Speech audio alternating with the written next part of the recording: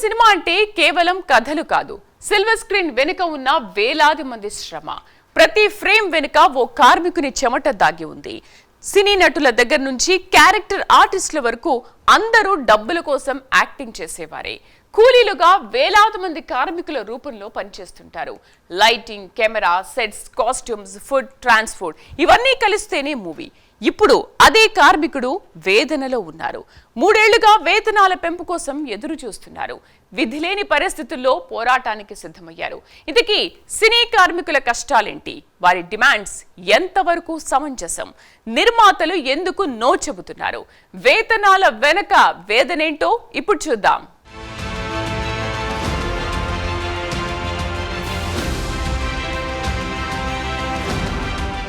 జానెడు పొట్ట కోసం కోటి విద్యలు అన్నారు. పిడికెడు బువ్వ కోసం సమాజంలో ప్రతి ఒక్కరూ జీవన పోరాటం సాగించాల్సిందే. సామాన్యుడి దగ్గర నుంచి ప్రముఖుల వరకు చుట్టూ తిరిగేది మాత్రం పచ్చనోట్లే. కొందరు కాలు మీద కాలు వేసుకుని హాయిగా జీవిస్తూ ఉంటారు. మరికొంతమంది రోజువారీ కూలీలుగా, చిరు ఉద్యోగులుగా ఉపాధిని పొందుతుంటారు. ఈ కోవలోకే చెందినవారు సినీ కార్మికులు కూడా. ఇండస్ట్రీలో మూవీ హిట్ టాక్ తెచ్చుకుందంటే ఆ క్రెడిట్ అంతా నటీనటులు, చిత్ర నిర్మాణంలో కీలకమైన డైరెక్టర్, నిర్మాతల వంటి వారు తెరపైకొస్తుంటారు. కానీ 2.5 గంటల మూవీ నిర్మాణంలో తెర వెనుక పాత్ర పోషించేది మాత్రం వివిధ విభాగాలకు చెందిన కార్మికులు మాత్రమే. కానీ వీరికి ఎవ్వరూ పెద్దగా ప్రాధాన్యత ఇవ్వరు. రోజువారీ కూలీలుగానే బతుకు పోరాటం, నెలవారీ జీతం కోసమే పుట్టామన్నట్టుగానే జీవనం సాగిస్తూ ఉంటారు.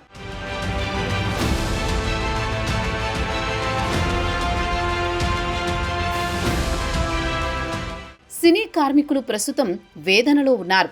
వేతనాల పెంపు కోసం నిస్సహాయ చూపులతో ఎదురు చూస్తున్నారు. వారం రోజులకు పైగా జీతాల పెంపు కోసం ఫిల్మ్ ఫెడరేషన్కు చెందిన 24 విభాగాల కార్మికులు పోరాటం చేస్తున్నారు. శాలరీస్ 30% పెంచాలని డిమాండ్ చేస్తున్నారు. అయితే నిర్మాతలు మాత్రం ఒప్పుకోవడం లేదు. 3 ఏళ్లుగా జీతాలు పెంచకపోవడం దారుణమని కార్మికులు తమ నిరసనలను ఉధృతం చేశారు. ఇది కేవలం పరిశ్రమ సమస్య కాదు, జీవన హక్కు పోరాటంగా కార్మిక వర్గాలంటున్నాయి. ప్రధానంగా లైటింగ్ టెక్నీషియన్లు, కెమెరా అసిస్టెంట్లు, art department, costume and makeup team, food and catering staff, transport, sound and boom ఆపరేటర్లు, జూనియర్ ఆర్టిస్టులుగా ఉన్నారు. చిత్ర నిర్మాణంలో వీరి శ్రమ లేకుండా ఒక్క ఫ్రేమ్ కూడా పూర్తవదు.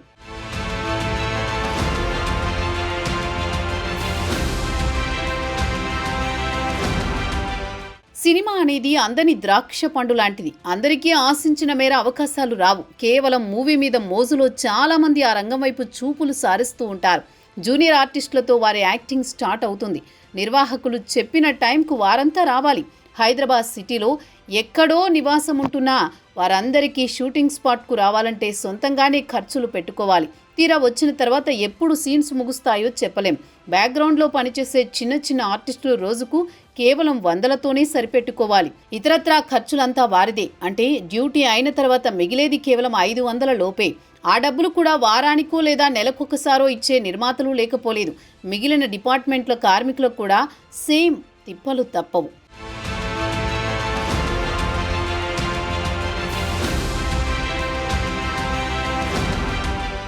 సినీ ఇండస్ట్రీలో పేరొందిన నిర్మాతల్లో దిల్ రాజు, అశ్విని దత్, అల్లు అరవింద్, దగ్గుబాటి, బెల్లంకొండ వంటి వారు టాప్ లిస్ట్లో ఉన్నారు. వీరు కాకుండా టీజీ విశ్వప్రసాద్ వంటి వారు ఎందరో ఉన్నారు. కార్మికులు డిమాండ్ చేస్తున్న 30% హైక్ ఇవ్వలేమని నిర్మాతలు చేతులెత్తేశారు. ఇప్పటికే కొద్ది రోజులుగా ఉన్న స్ట్రైక్తో రోజు 1.5 కోటి నష్టపోతున్నామని అంటున్నారు. కానీ జీతాలు పెంచకపోతే మా జీవితం నష్టమవుతోందని కార్మికులు గట్టిగానే నిలబడ్డారు. నిర్మాతలు, కార్మికులు రెండు వైపులా ఏర్పడ్డ సమస్యలను తొలగించేందుకు సినీ పెద్దలు ఎంటర్ అయ్యారు. మెగాస్టార్ చిరంజీవి వంటి వారు చర్చిస్తున్నా పరిష్కారం మాత్రం ఓ కొలిక్కొచ్చే పరిస్థితులు కనబడడం లేదు.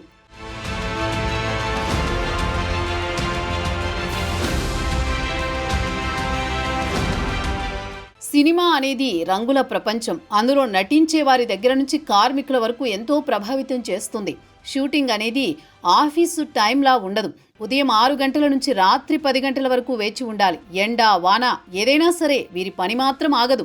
కార్మికులకు కుటుంబాలున్నాయి. భాగ్యనగరంలో అద్దెల గురించి ప్రత్యేకంగా చెప్పేదేముంటుంది? వేలల్లో ఉండడమే అందుకు కారణం. ఇక పిల్లలకు అవసరమైన స్కూల్ ఫీజులు కట్టలేని వారు కూడా కార్మికులుగా పనిచేస్తున్నారు. వారు ధరించే దుస్తులు, బూట్లు వంటివి చూస్తే ఎవరికైనా జాలి కలగక మానదు. అందుకనే కార్మికులకు అవసరమైన విద్య, వైద్యం వంటి సౌకర్యాల కోసం ఎదురుచూపులకే పరిమితమయ్యారు.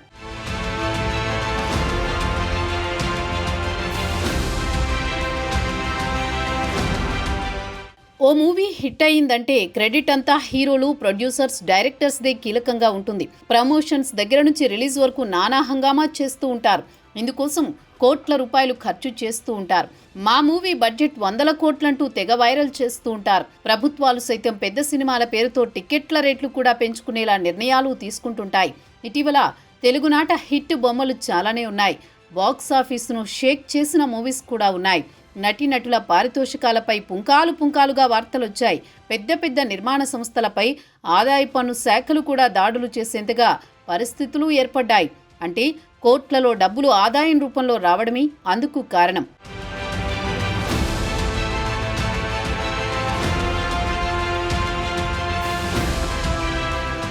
తెర ముందుండే సీన్నే మనం చూస్తున్నాం. తెర వెనుక పడే పాటలు మాత్రం కార్మికులదే. అంటే శ్రమను దోచుకుంటూ ప్రొడ్యూసర్లు కోట్లు సంపాదిస్తున్నారు. ఇండస్ట్రీని శాసించేంతగా ఎదిగారు. ఇంత సంపాదించినా రెక్కాడితే కానీ డొక్కాడని కార్మికుల పట్ల మాత్రం కనికరం అనేది లేకుండా చూస్తున్నారు. వారిని అవమానించేలా కొంతమంది నిర్మాతలు ఇటీవల మాట్లాడడం కార్మికులు, నిర్మాతల మధ్య గ్యాప్ను మరింత పెంచేలా చేస్తుంది.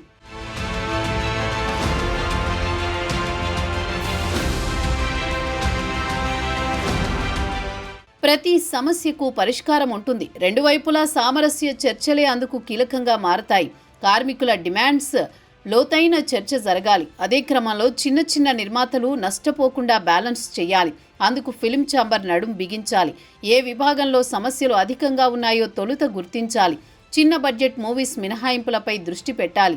పని గంటలు, హాలిడే నిబంధనలపై స్పష్టత కూడా చర్చల్లో అవసరం. కార్మికుల కుటుంబాలకు గుదిబండగా మారిన ఆరోగ్య బీమా, పిల్లల చదువుల కోసం సినీ ఇండస్ట్రీ ఫండ్ ఏర్పాటు చేయాలి. సామాన్యుడికి కూడు గుడ్డ నీడే చాలా ఆధారమని గుర్తించినప్పుడే సినీ కార్మికుల సమస్యలు గాడిన పడతాయి.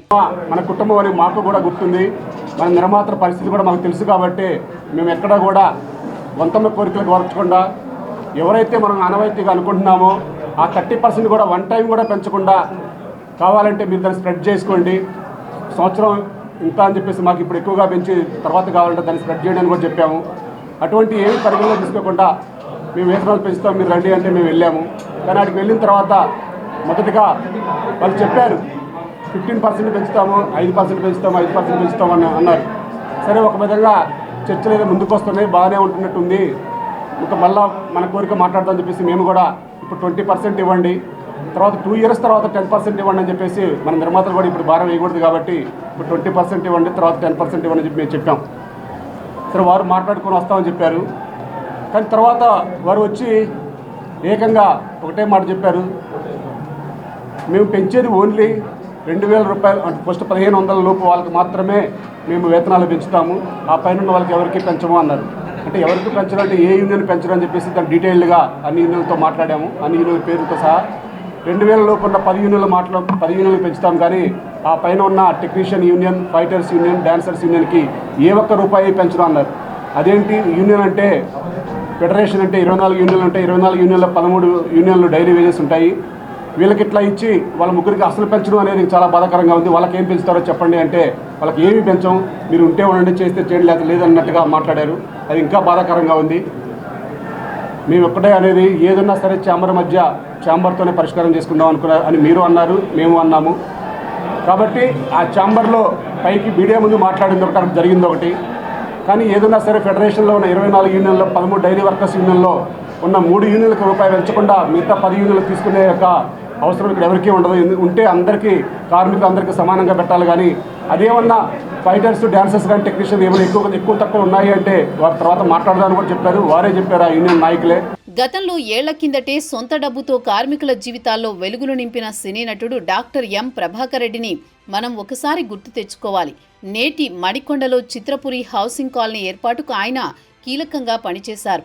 సుమారు 5,000 మంది సినీ కార్మికులకు గృహ సౌకర్యం కల్పించారు. తండ్రిపైనే పోరాటం చేసి భూమిని పేదలకు పంచిన మహనీయుడిగా గుర్తింపు పొందారు.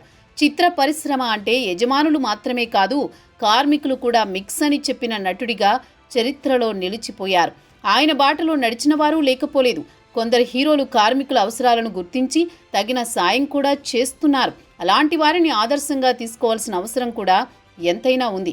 2000 లోపల కార్మికులు ఎవరైతే పర్ డే డ్రా చేస్తున్నారో వాళ్ళకి first year 15%, second year 5%, third year 5%.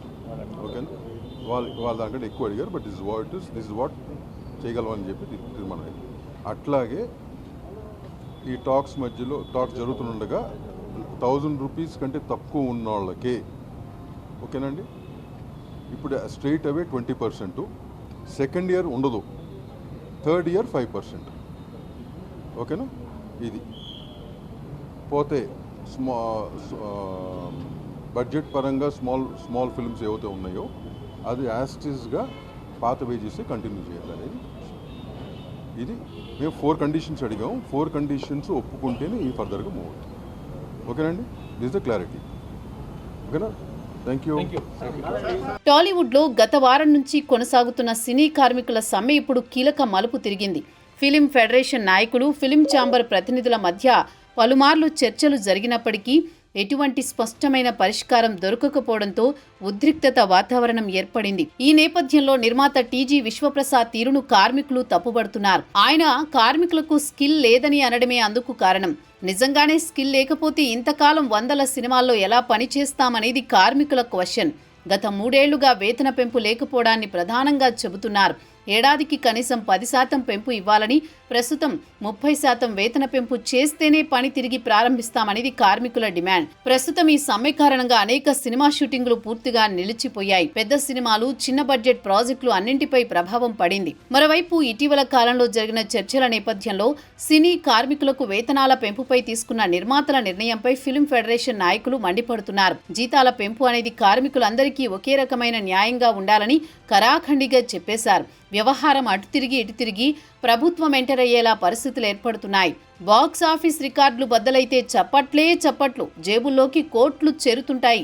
Hero హీరోయిన్లకు open చెక్కులిస్తూ సంబరాలు చేసుకుంటారు. ఖరీదైన వాహనాలు గిఫ్టులుగా ఇస్తూ సినిమాకు కలర్ఫుల్ తెప్పిస్తుంటారు. ఇక ఫంక్షన్లు అంటారా లెక్కలేనన్ని. కానీ అదే నిర్మాతలు కార్మికుల జీవితాల దగ్గరికి రాగానే చేతులు వెనక్కి తీసుకుంటున్నారు. సినిమా కోసం రాత్రింబవళ్లు కష్టపడిన కార్మికులకు మాత్రం కనీస గుర్తింపు లేదు. కోట్లాది రూపాయల సినీ ప్రాజెక్టులో కార్మికులకు ఇచ్చే వేతనాలు మాత్రం భారంగా ఖర్చుగానే చూస్తున్నారని భావించేలా నేటి పరిస్థితులు అద్దం పడుతున్నాయి. ఇప్పుడు వచ్చిన జనం శాతం 10% వచ్చింది సార్. 50,000 జనాభా ఉంది. మా 24 క్రాఫ్ట్ యూనియన్లో ఉన్న సభ్యులందరూ 50,000 మంది ఉన్నారు. కానీ ఇప్పుడు వచ్చింది 10% వచ్చారు. మేము ఎలాంటిది వాళ్ళకి ఇంకా మేము రిప్లై ఇవ్వలేము. మా వర్కర్లకి శాంతియుతంగానే ఉన్నాం. మేము మా యొక్క కోరికలు ఒకటేనండి, 24 యూనియన్లకి 30% అనేది పెంచమని మేము అడిగాము. కానీ మా యూనియన్ల నుంచే కొన్ని యూనియన్లు అవాయిడ్ చేయడం అనేది కరెక్ట్ కాదు. వాళ్ళకు కూడా వాళ్ళ కష్టాన్ని బట్టి వాళ్ళకు కూడా కొంచెం పెంచమని మేము అడుగుతున్నాం. మా ఫెడరేషన్ జనరల్ సెక్రటరీ గారు కూడా సపోర్ట్ చేశాడు, చెప్పారు. మా ప్రెసిడెంట్ గారు మాట్లాడారు. కానీ ఇక్కడ జరుగుతుంది ఏంటంటే మమ్మల్ని విడదీస్తున్నారు. మా 24 యూనియన్ సంఘాలని విడదీస్తున్నారు. అలా విడదీంచకుండా మా వచ్చిన కార్మికులు 10% వచ్చారు. 10% ఇంకా 50,000 మంది ఉన్నారు మా వాళ్ళు. దోచుకో కార్మికుణ్ణి, దాచుకో కోట్లు, వెతకకు న్యాయం, వదిలేయి కార్మికుల బాధల్ని అన్న రీతిలో నేటి సినీ ఇండస్ట్రీ ఉంది. హీరోకేమో అంతా ఫ్లైట్స్ జర్నీనే, కార్మికుడికి బస్సు సౌకర్యం కూడా లేదు. శ్రమించిన వారికి గౌరవం ఇవ్వడం కన్నా స్టార్లకు రెమ్యూనరేషన్ పెంచడంలో చూపిస్తున్న శ్రద్ధ పరిశ్రమలో అసమానతలను, అన్యాయాన్ని ఎత్తి చూపుతుంది కూడా. సినిమా హిట్ అయితే ఆనందపడే నిర్మాతలు కార్మికుల న్యాయబద్ధమైన కోరికలు తీర్చాలంటే మాత్రం బాధ ఎందుకు అన్న ప్రశ్నలు తలెత్తుతున్నాయి. వాస్తవానికి ఇది ప్రశ్నించాల్సిన సమయం. సమాధానమివ్వాల్సిన బాధ్యత ప్రొడ్యూసర్స్దే.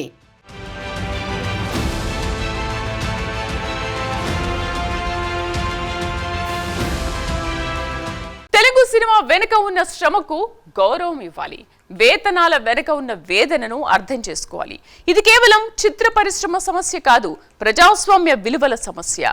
సినిమా రంగం, కార్మికులు, నిర్మాతలు అందరూ కలిసి ముందుకు సాగాలి. ఇప్పటికైనా సినీ ఇండస్ట్రీ మేల్కొనాలి.